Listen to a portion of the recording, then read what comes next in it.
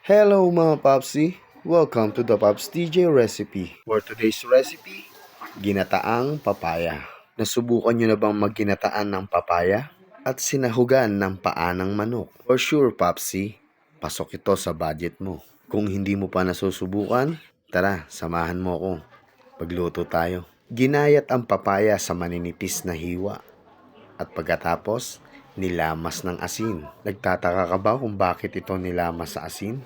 Isang tips lang ito, Popsy, para hindi madurog ang ating papaya habang niluluto. Our cook for today, syempre si Mama J. At si Miss Steph naman, nililinis ang biniling paa ng manok. Bumili ng paa ng manok sa halagang 50 pesos lamang. Saktong-sakto lang ito, Popsy, sa iyong panahog. Gumaya tayo ng 2 buong papaya. Ang isa, binigay lang. Ang kapatid ko galing niya sa trabaho niya. At ang isa, binili namin sa halagang 25 pesos. Medyo bitin kasi pag isa lang. At yan, nilamas din natin ang paa ng manok sa asin para siguradong malinis. Saka huhugasan ng malinis na tubig. Kung ikaw ay may bakuran, Popsy, napakaganda talagang magtanim-tanim. Lalo na sa mahal na mga bilihin ngayon. Dahil kung may tanim ka tulad ng papaya, ay siguradong makakatipid ka. Kung medyo nauuwi ka na sa karne, pwede mong subukan yung ganito. Dahil siguradong masustansya to. At yan, nahugasan na ni Miss Steph ng maayos. Saka ako naman puputulin itong paa ng manok. Marami naman pwedeng isahog dito mga Popsy. Pero ayan ang napili namin. Medyo na-miss na rin kasi namin kumain na itong paa ng manok. Aba, maraming pwedeng luto dito, hindi ba?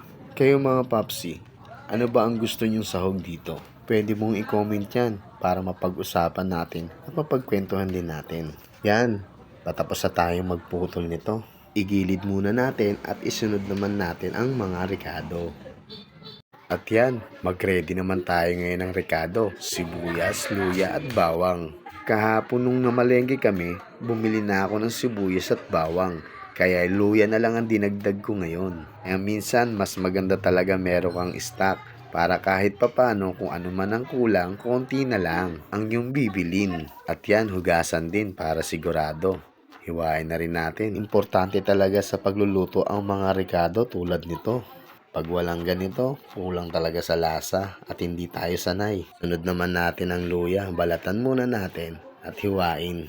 Siyempre, hugasan na rin natin para siguradong malinis. Alam nyo ba mga Popsy, bihira lang kami makapagluto nito, yung ginataang papaya. Dati dito sa lugar namin, maraming may tanim ng ganito, kung anong-anong mga gulay.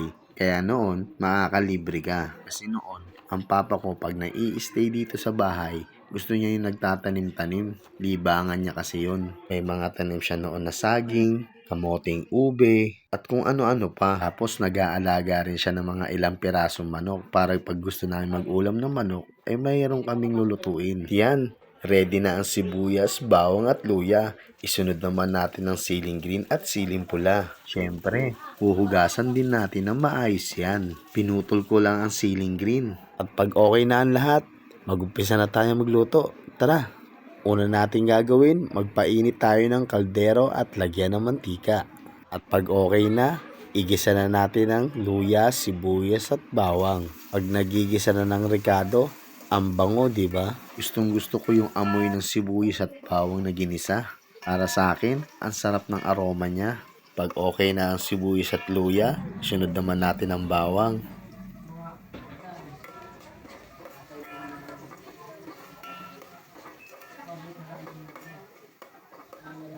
Sunod na nating ilagay ang paa ng manok. Gisa na natin siya ng maayos para lumambot. Halu-haluin lang natin at isunod naman natin lagyan ng paminta.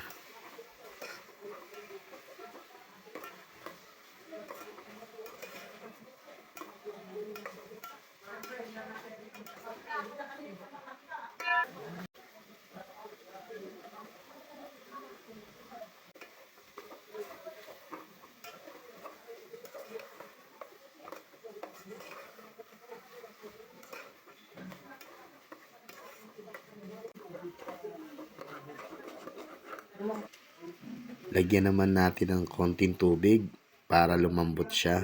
Para pag nilagay na natin yung gulay, ay madali na siyang maluto. Takpan muna natin. At pag kumukulo na, tignan natin kung malambot na. Halu-haluin lang natin. At pag hindi pa okay, takban ulit natin para maluto siya ng husto. At yan, okay na. Medyo patuyo na siya.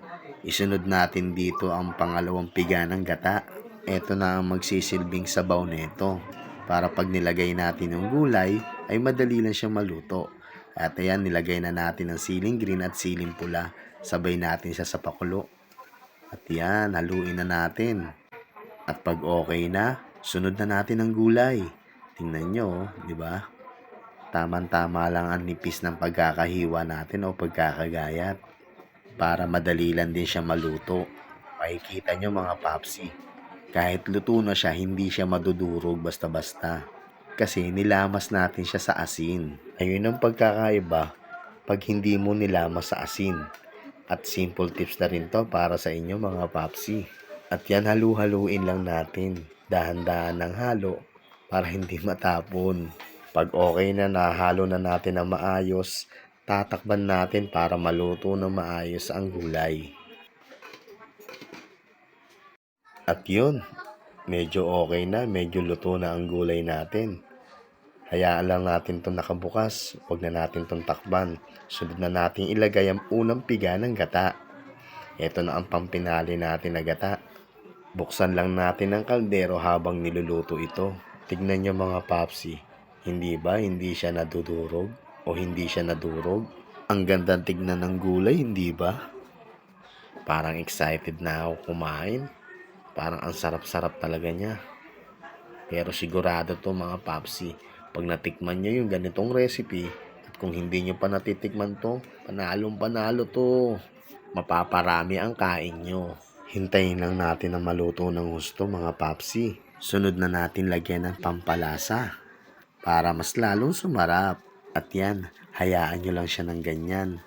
Sunod na rin natin lagyan ng konting asin. Depende yan sa inyong panlasa. Haluin na rin natin ang bahagya para mahalo ng gusto ang nilagay nating asin at pampalasa.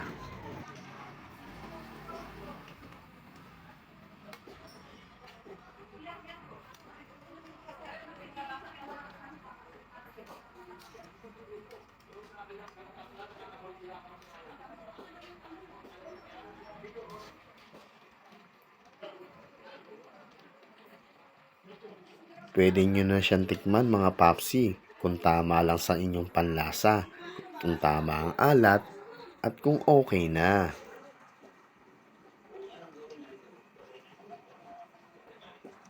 Medyo patuyutuin lang natin ang bahagya mga papsi. At pag okay na, pwede na tayong maghain at kumain. Ang total cost lang niyan mga papsi ay 120 pesos. 25 pesos ang papaya, 35 pesos ang gata. 5 pesos lang ang luya at 5 pesos din ang sili. 50 pesos naman ang binili nating paa ng manok. Sa ganyang karami ay siguradong buong pamilya nyo na ang makakain. Kung nagustuhan mo ang ating recipe for today, baka pwede mo naman akong isubscribe sa aking YouTube channel. At pakipollow na rin po sa aking Facebook page. Huwag mo na rin kalimutan i-click ang notification bell ha, para lagi kang updated sa aking susunod na mga videos. Sa halagang 120 pesos, meron ka ng masarap na ginataang papaya. Sulit na, mura na, masarap pa. Kaya follow for more. Thank you for watching. Peace.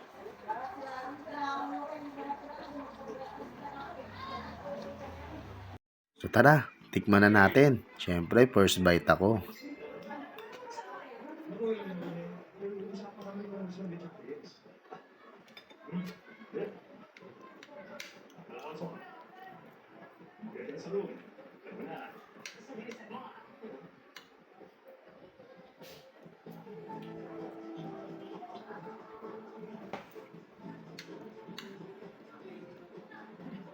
First bite.